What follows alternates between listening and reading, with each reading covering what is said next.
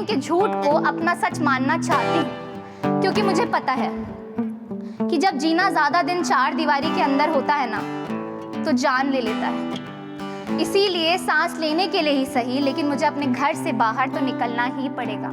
और जिस दिन मैं अपने घर से बाहर निकलूंगी ना, मुझे पता है कि प्रेम मुझे वहीं मिलेगा, क्योंकि वो आखिर मेरी ही तो गली का कुत्ता है गाइस। मैं ना 2018 में जयपुर से बॉम्बे आई थी, और उस टाइम पे ना मुझे लग रहा था कि मैंने अपनी लाइफ की जंग जीत ली है, क्योंकि मैं एक छोटे शहर से आती थी और मुझे लगता था कि अगर मैं मम्मी पापा से दूर इंडिपेंडेंट लाइफ जीऊँगी ना, तो मुझे सब मिल जाएगा जो मुझे करना है। मुझे झूठ नहीं बोलना पड़ेगा, मैं अपने तरीके से रह सकती हूँ, अपने चॉइस के कपड़े पहन सकती हूँ, सब कुछ कर सकती हूँ जो मेरा दिल चाहता है। लेकिन पता है, इंडिपेंडेंट लाइफ का ना सबसे बुरा जो चीज़ होता है ना, वो ये है कि आप जब एक नई जगह पर आते हो तो आपको शुरू से शुरू करना पड़ता है, क्योंकि आप अकेले हो जाते हो। मुंबई ना एक ऐसा शहर है जहाँ पर सरवाइव करने के सिर्फ दो तरीके हैं, या तो आपके पास काम हो या फिर आपके पास दोस्त हो। लेकिन पता है इस शहर की सबसे खूबसूरत बात क्या है, कि यहाँ पर काम भी दोस्तों से होता है और दोस्ती भी काम से होती है। और शुरुआत में आप बहुत अकेले हो जाते हो। तो ये पहली कविता उस अकेलेपन के बारे में है। मैं उम्मीद करती हूँ आप रिलेट ना करो। सबसे दूर अकेले रहना सिगरेट फूंकने जैसा होता है। सबसे दूर अकेले रहना सिगरेट फूंकने जैसा होता है। कुछ पल के लिए ये सही, लेकिन आपको लगने लगता है कि एक सुट्टा फूंकने से ना सब ठीक हो जाएगा।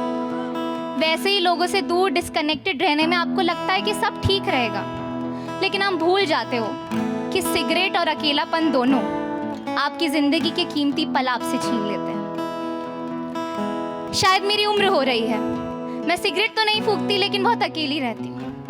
अकेलापन मेरे पास, मेरे साथ, मेरे सामने बैठता है। वो मुझसे बातें करने की कोशिश करता है, किताब पढ़ता है, मेरे साथ फूल खरीदता है, बस पकड़ता है, लेकिन मैं उसे ऐसा महसूस कराने की कोशिश करती हूँ जैसे मैं जानती तक नहीं हूँ कि वो कौन है। लेकिन वो फिर भी एक ढीठ इंसान की तरह मेरे पीछे पीछे ही चलता रहता है। वो घूरता है मुझे, ताकता रहता है मुझे, वो चुन चुन कर ढूंढता है मेरी जिंदगी से वो पल जब वो मुझसे कुछ कह सके।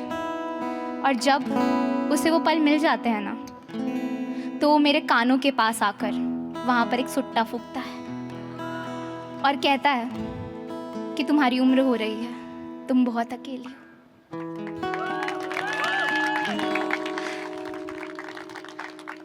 अब मैं अकेली नहीं हूँ, बढ़िया चल रहा है, सब दोस्त बनाना सीख लिया है मैंने काम ढूंढ लिया बॉम्बे में 2018 में। इट वॉज 9 सितंबर 2018 जब मैं पहली बार स्टेज पे चढ़ी थी, और उस दिन मुझे ऐसा लगा था कि मैंने किल कर दिया, पर किसी ने ताली नहीं बजाई, तो मुझे लगा ये ऑडियंस ही खराब है। फिर उसके बाद when other performers went on stage, I realise that I wanted to be like them. यार अगर जिस तरीके से ये बात कर रहे हैं, किसी एक दिन अगर मैंने वैसा कर लिया ना, तो मैं जीत जाऊंगी वापस से। फिर मैं कर पा रही हूँ अभी, है ना, कर पा रही हूँ ना।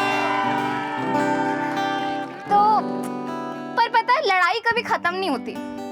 जब मैं यहाँ पर, मतलब मुंबई एक ऐसा शहर है जहाँ पर आप सपने ना देखना अफोर्ड ही नहीं कर सकते हो। जब आप बाहर निकलते हो ना अपने घर से, तो आप देखते हो कि सब लोग कुछ ना कुछ कर रहे हैं और आपको भी करने का मन करता है, और आप करते हो क्योंकि आपके पास भी ख्वाब है। लेकिन कभी कभी ऐसा भी टाइम आता है जब आप कर नहीं पाते हो अपना बेस्ट, और तब आप अपने दूसरे दोस्त से मिलते हो। उस दूसरे दोस्त का नाम है ईर्ष्या, एनवी, जेलसी। तो ये मेरे दूसरे दोस्त के बारे में।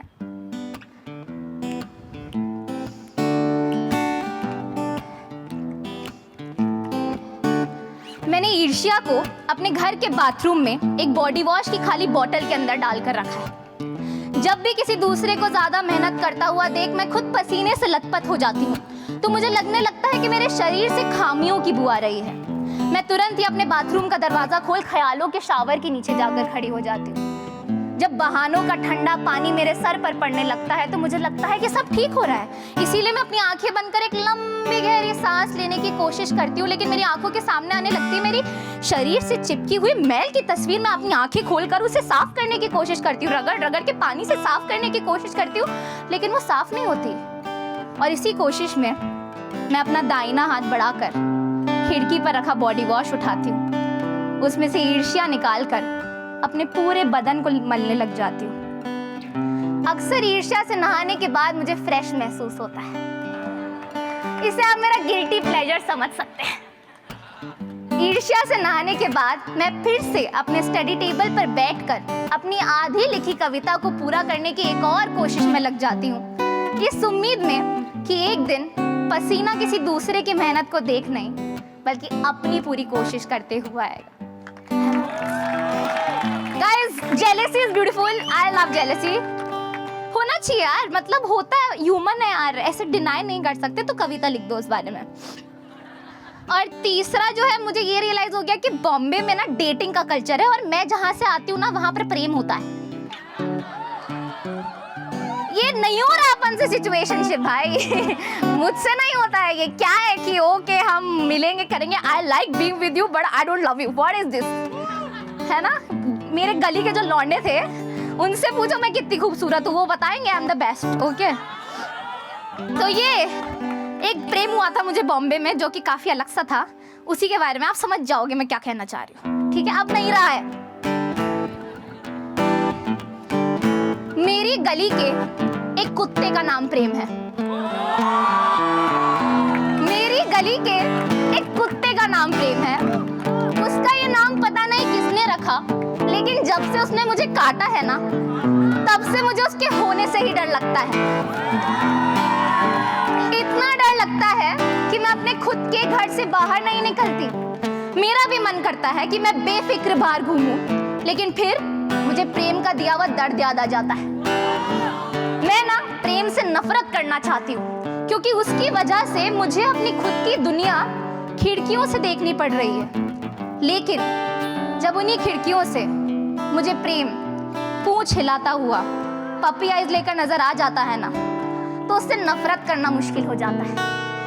वो क्या है ना कि प्रेम की आंखों में देखकर मुझे मेरा अकेलापन कम लगता है। जब उसकी हिलती हुई पूंछ मुझसे वो सारी बातें कहने की कोशिश करती है जो मेरा दिल सुनने को बेकरार बैठा था, तो मैं भी पिघल ही जाती हूँ। मैं जानती हूँ कि प्रेम सिर्फ एक कुत्ता है, लेकिन फिर भी मैं उसमें अपनी उम्मीद ढूंढ ही लेती हूँ। मैं जानती हूँ कि ये सब इमेजिनेशन है मेरी, भ्रम है मेरे दिमाग का, लेकिन फिर भी मैं प्रेम के झूठ को अपना सच मानना चाहती हूँ, क्योंकि मुझे पता है कि जब जीना ज्यादा दिन चार दीवारी के अंदर होता है ना, तो जान ले लेता है। इसीलिए सांस लेने के लिए ही सही, लेकिन मुझे अपने घर से बाहर तो निकलना ही पड़ेगा। और जिस दिन मैं अपने घर से बाहर निकलूंगी ना, मुझे पता है कि प्रेम मुझे वहीं मिलेगा, क्योंकि वो आखिर मेरी ही तो गली का कुत्ता है गाइस। चल रहा है गाइस, ढूंढ रहे हैं। मैंने डिसाइड कर लिया है, इस साल का मेरा रेजोल्यूशन है डेटिंग ऐप्स पे नहीं आना अपने को। मैंने नहीं समझ आ रहा यार, मेरे को लगता है मैं वैलिडेशन लेने जाती हूँ, लेकिन अब मुझे डिसाइड हो गया कि बॉम्बे चाहे कैसा भी शहर हो, मैं यहाँ पे अपना प्रेम ढूंढ के ही रहूंगी। तो thank you so much everybody, love you, amazing.